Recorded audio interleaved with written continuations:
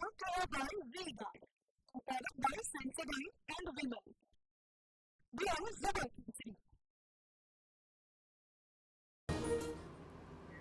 સુરતમાં fire NOC મુદ્દે ભાજપના ધારાસભ્ય અરવિંદ રાણાએ ઉપરો કાઢ્યો. સંકલન બેઠકમાં અરવિંદ રાણાએ સુડાના અધિકારીઓ સામે આક્ષેપ કર્યા.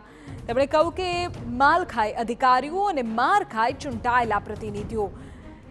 જીવલેણ હાદસા અકસ્માત બને ત્યારે શાસકો ઉપર માછલા ધોવાય છે. આવી કામગીરી હવે સુરતમાં નહીં ચાલે. સુડા વિસ્તારની 82 જેટલી મિલકતોને સીલ કરાઈ.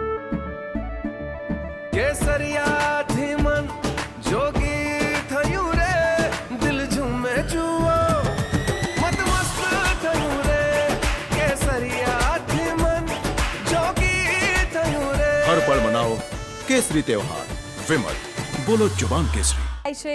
શૈક્ષણિક ગેમિંગ હોટેલ જેવી મિલકતો બીયુસી ફાયર એનઓસી ન હોવાથી સીલ કરાય છે. તેમ છતાં હજુ સુડા વિસ્તારમાં બીયુ વગરના યુનિટ ધમધમી રહ્યા છે. તેની જવાબદારી કોણે નક્કી કરવાની એવો સવાલ પણ તેમણે પૂછ્યો.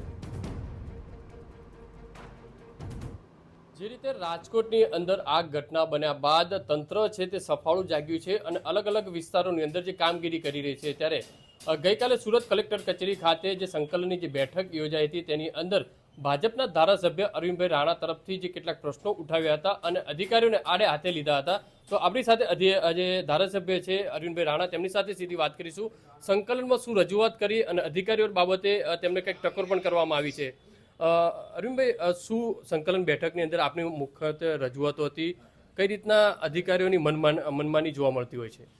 ગઈકાલે એકચ્યુઅલી સુરત કલેક્ટરશ્રીની અધ્યક્ષતામાં માન્ય ધારાસભ્યશ્રી અને માન્ય સાંસદ સભ્યશ્રીની સંકલન સમિતિ મળી હતી. આ સંકલન સમિતિની અંદર મેં કેટલીક માહિતી માગી હતી.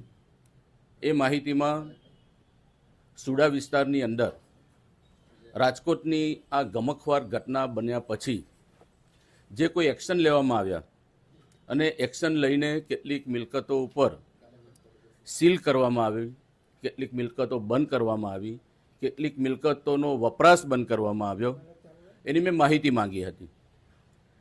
આ માહિતીમાં મને 82 જેટલી અલગ અલગ શૈક્ષણિક કામ કરતી મિલકતો, એ ઉપરાંત ગેમિંગ ઝોનવાળી મિલકતો, હોસ્પિટલવાળી મિલકતો, જેની ઉપર સુડા દ્વારા સીલ કરીને એનો વપરાશ બંધ કરવામાં આવ્યો છે. ત્યારે અમે હાજર રહેલા સુડાના મુખ્ય કારોબારી અધિકારી હતા. એમને પૂછ્યું કે આ તો ઘણા વર્ષોથી આ બધી ચાલે છે પ્રવૃત્તિ, તમે આજે જ આને સીલ શા માટે કરી? કાયદામાં સ્પષ્ટ જોગવાઈ છે.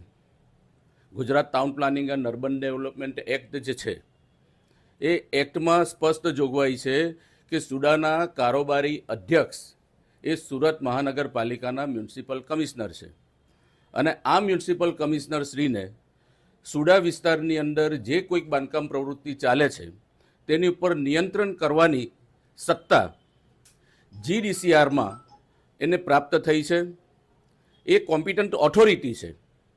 તો આ કોમ્પિટન્ટ ઓથોરિટી હોવા છતાં કમિશનરશ્રીની અંગત જવાબદારી આવે છે એક સુડાના અધ્યક્ષ તરીકે સુડા વિસ્તારની અંદર કે આવી મિલકતો ઉપર તમે જ્યારે આવા હાદસા થાય છે, આવા અકસ્માતો થાય છે, ત્યારે જ શા માટે જાગો છો? તમારી પાસે એક્શન લેવાની સંપૂર્ણ સત્તા છે. તમારા અધિકારીઓ શું કરે છે?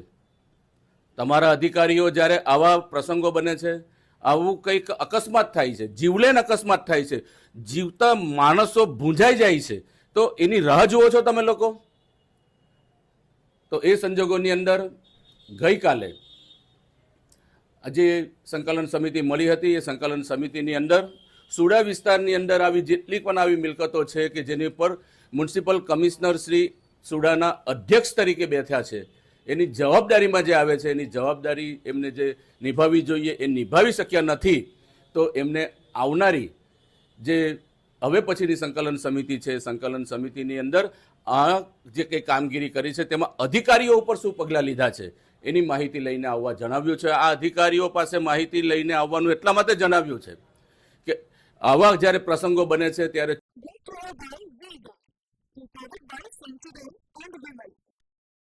બ્યુરો ઝબા કેસરી.